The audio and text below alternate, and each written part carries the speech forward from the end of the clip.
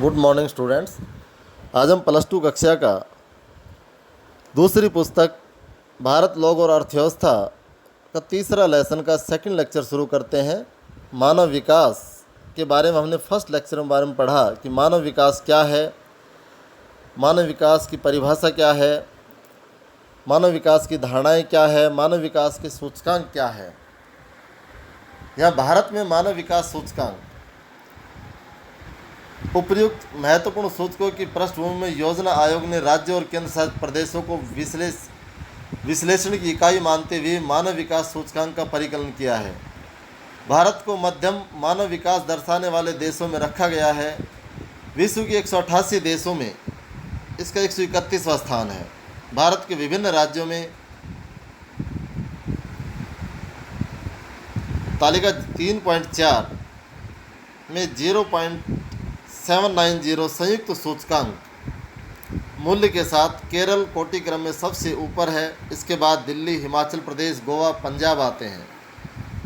अपेक्षा के अनुरूप बिहार, उड़ीसा और छत्तीसगढ़ जैसे राज्य देश के 23 प्रमुख राज्यों में सबसे नीचे हैं। ऐसे हालातों के अनेक सामाजिक, राजनीतिक, आर्थिक और ऐतिहासिक कारण उत्तरदायी हैं।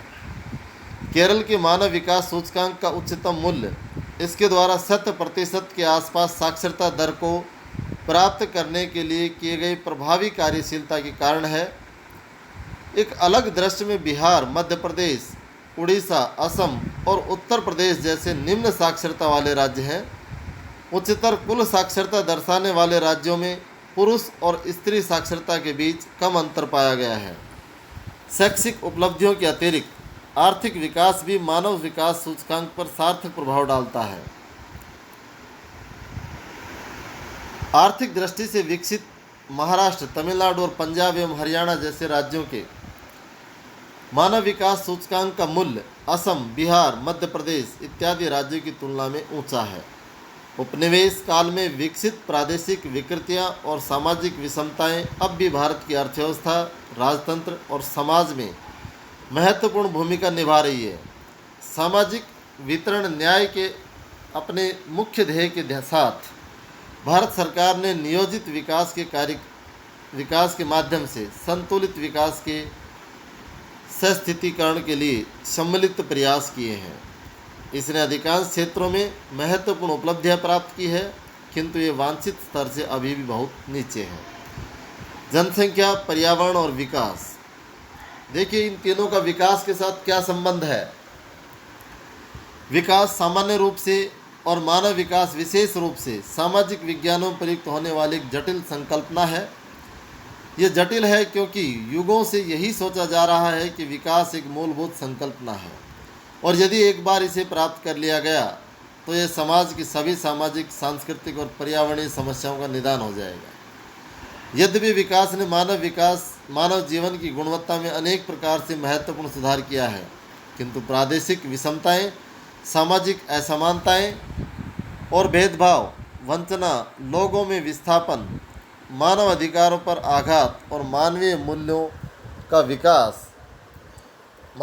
का विनाश तथा पर्यावरणीय निम्नीकरण बढ़ा है।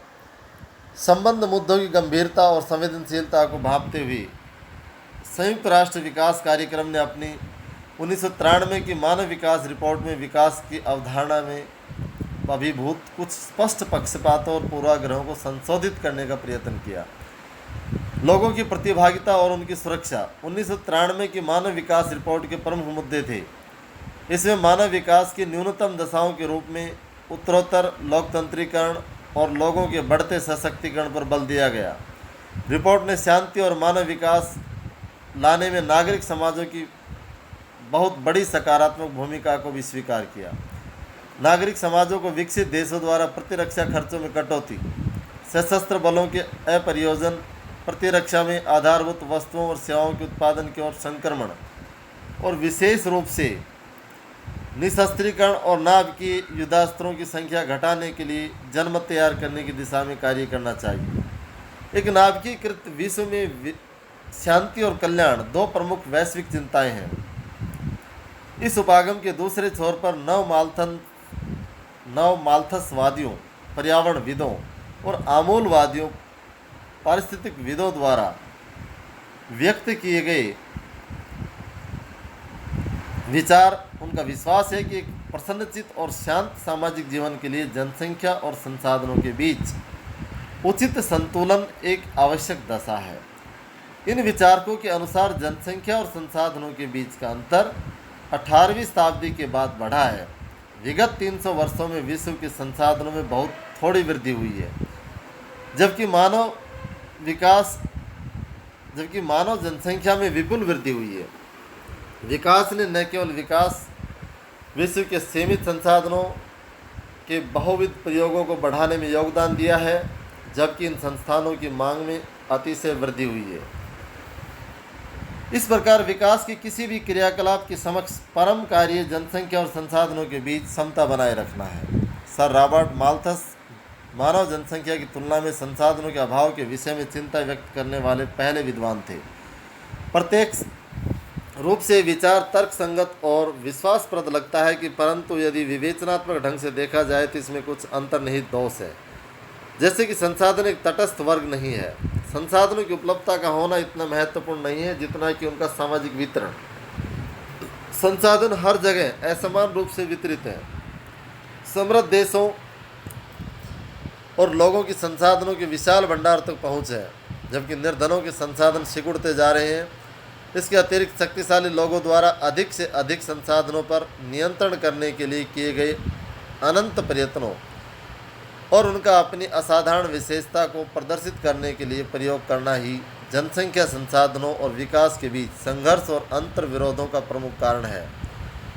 भारतीय संस्कृति और सभ्यता लंबे समय से ही जनसंख्या, संसाधनों और विकास के प्रति संवेदनशील रही है। यह कहना गलत नहीं होगा कि प्राचीन ग्रंथ मूलतः प्रकृति के तत्वों के बीच संतुलन और समरसता के प्रति चिंतित थे।